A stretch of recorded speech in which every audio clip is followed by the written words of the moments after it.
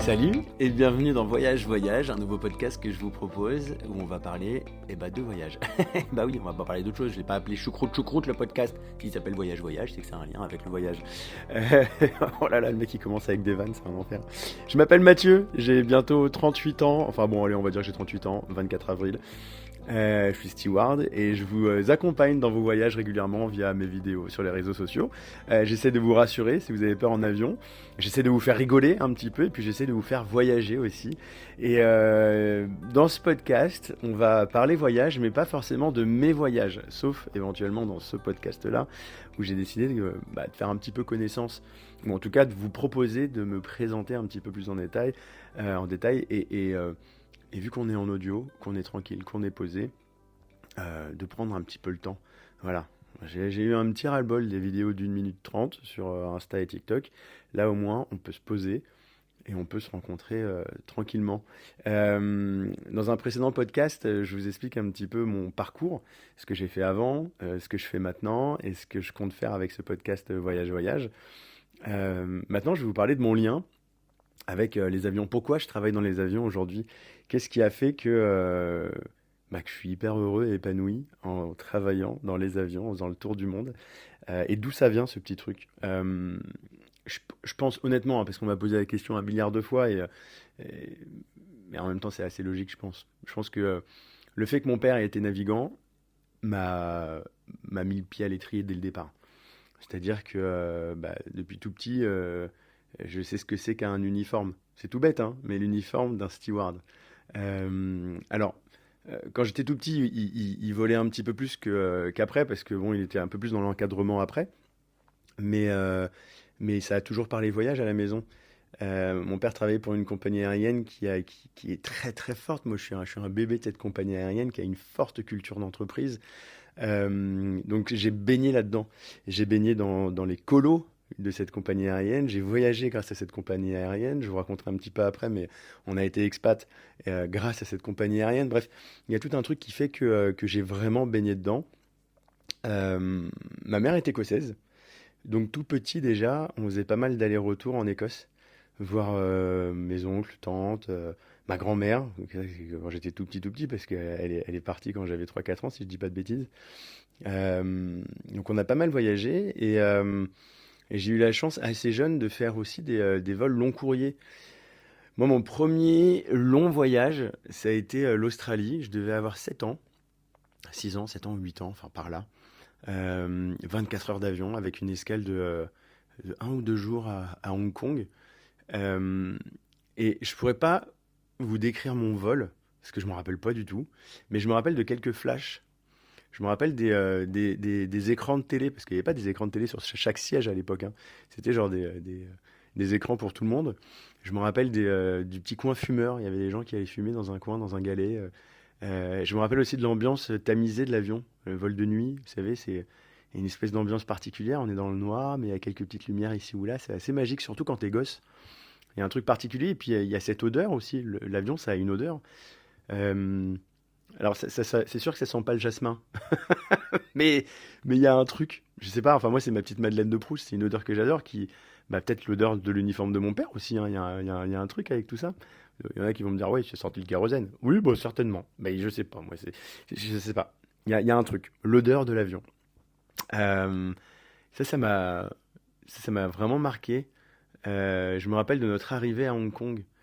Euh, je sais pas, c'était dingue dans ma tête. Je me suis dit, oh waouh, en fait, on arrive à l'autre bout enfin, de l'autre côté de la planète là. Enfin, il y avait un truc assez particulier. Et puis à Hong Kong, à l'époque, on voyait les avions atterrir juste au-dessus des tours.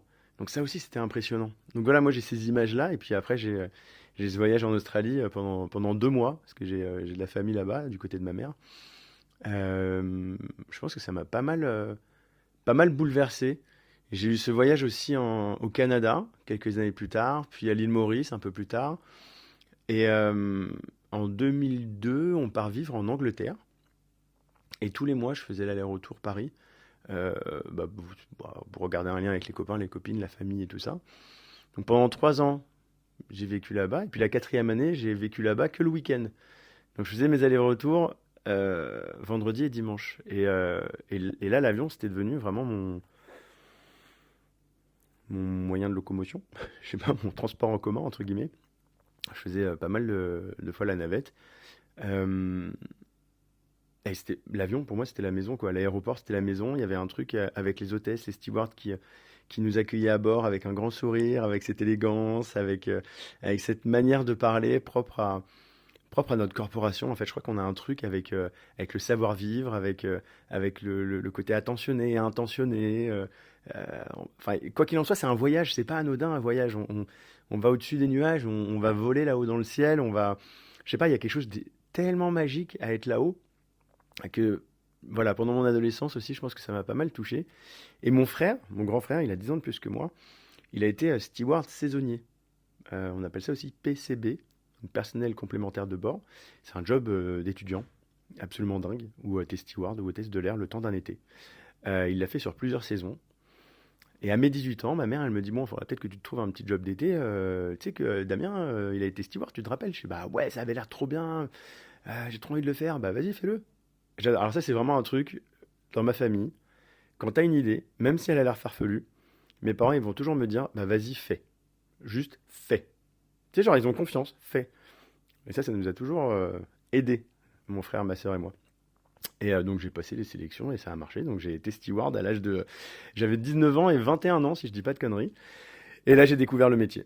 Et là, j'ai découvert ce métier absolument incroyable où tu fais le tour du monde, où lundi, tu es à New York, vendredi, tu es à Mexico, la semaine d'après, tu es à Bogota. Enfin, et entre les deux, tu rentres à la maison pour te reposer. Alors, je te cache pas que quand tu as 20 piges, t'es pas trop fatigué. Franchement, ça va.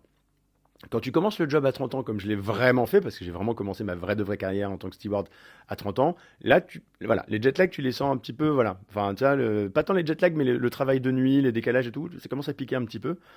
Et là, que je me rapproche un petit peu des 40, aïe, aïe, aïe, aïe, aïe, voilà, ça commence à picoter un petit peu plus. Bref, donc à la vingtaine, j'expérimente, je goûte à ce métier. Et là, je me dis, bah, certes, mon rêve, c'est de faire de la radio, de la télé, mais j'ai envie de faire ça aussi. Et il se trouve qu'à l'époque, la compagnie que je convoitais a dû stopper les embauches pendant un certain moment.